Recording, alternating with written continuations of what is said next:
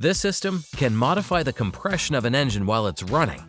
We'll analyze how it works. The compression ratio of an engine is directly related to the performance and power it can deliver. If we increase it, the engine will be better, although the fuel to be used must be of higher quality. However, turbocharged engines have less compression than naturally aspirated engines, because when the turbo blows air, the cylinder fills more, and with more air, the real and dynamic compression of the engine rises. Additionally, when a turbocharged engine is running at a low load, such as when driving at low speed or simply idling at a traffic light, the turbo does not work and the engine is affected by low compression. This causes turbo engines to consume more fuel in these situations, which in daily life occur 90% of driving time. Now, if we could modify the compression ratio according to the load the engine is carrying, the problems will disappear. The VCR Conrod is currently being tested on a BMW 240i, which is driving around on the streets, but how did this idea start? In 2013, Professor Dr. Carsten Wittek took charge of the piston machine laboratory at the Hochschule Heilbronn University located in Germany. Wittek knew that just as variable ignition timing or variable camshafts were invented in the past, now the turn of variable compression had arrived. So he got to work and with his team and partners developed a variable length connecting rod. This VCR connecting rod can rotate the pinhole eccentrically to raise or lower the piston, increasing or decreasing compression. Let's analyze in detail how it works. First, we have a crankshaft that looks normal, but is actually modified with an extra oil passage. The original passage is responsible for bearing lubrication as usual, while the additional passage is only pressurized as required by the ECU. This oil will pass to the rod cap through the green channel and move a blue valve. When it's pressurized, it pushes the valve, and when not, the spring pushes it back. In this way, oil is sent through the desired channel. Then we have the connecting rod, which, as you can see, has two internal cylinders. In the wrist pinhole, we have this moving part with an eccentric hole. This part was named epsilon. When epsilon rotates, the off-center hole moves up or down. Epsilon is attached to two mini pistons that run through the cylinders of the connecting rod. When a piston is pressurized with oil coming from the crankshaft, the bore rises and lifts the piston. Epsilon must be maintained with good oil pressure to keep the piston up. Otherwise, with the normal movement of the engine, which is constantly going up and down, epsilon would turn by itself and the piston would go down, especially when the combustion stroke occurs. The other piston does exactly the same, but in reverse.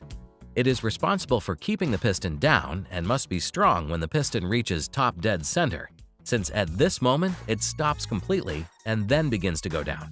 A tremendous force that occurs particularly at high revolutions. In the first step of the project, the additional oil channel did not exist and a moving arm connected to the connecting rod was used to carry the oil.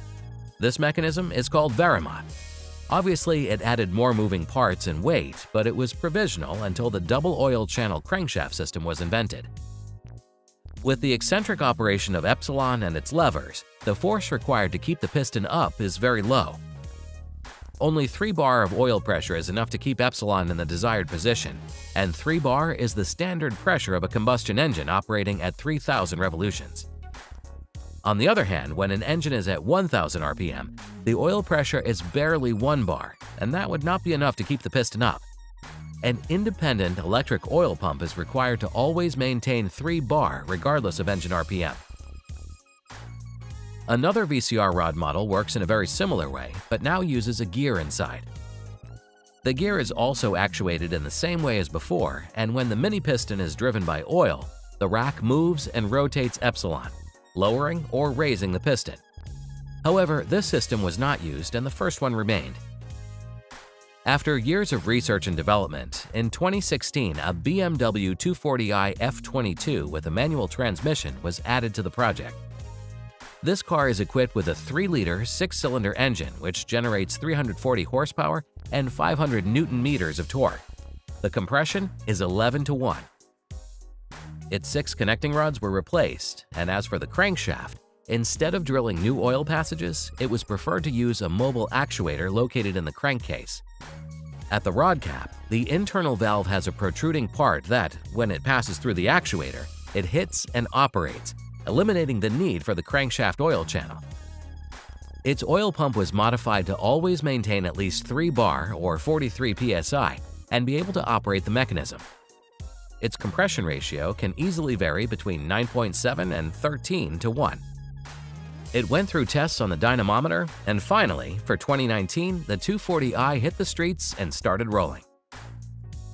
Higher turbo pressure and power can be achieved by lowering the compression from the original 11 to 9.7. It also allows it to operate with lower quality fuels. And at low speeds, which is 90% of the time an engine runs when we go to work, the advantage of higher compression resulted in a real saving of 5% in fuel. Additionally, a small 3-cylinder engine from a Ford Fiesta EcoBoost was also modified, and lab tests were carried out but with the first crankshaft hydraulic system mentioned at the beginning of the video. Let's move on to the disadvantages of the engine. The connecting rod is more complex and has internal moving parts that could get stuck. The connecting rod is weaker than the original. It has a complex shape and hollow parts. The connecting rod is heavier, so it could limit the maximum number of revolutions. The gear system has a rack that comes out of the connecting rod and invades the space of the piston.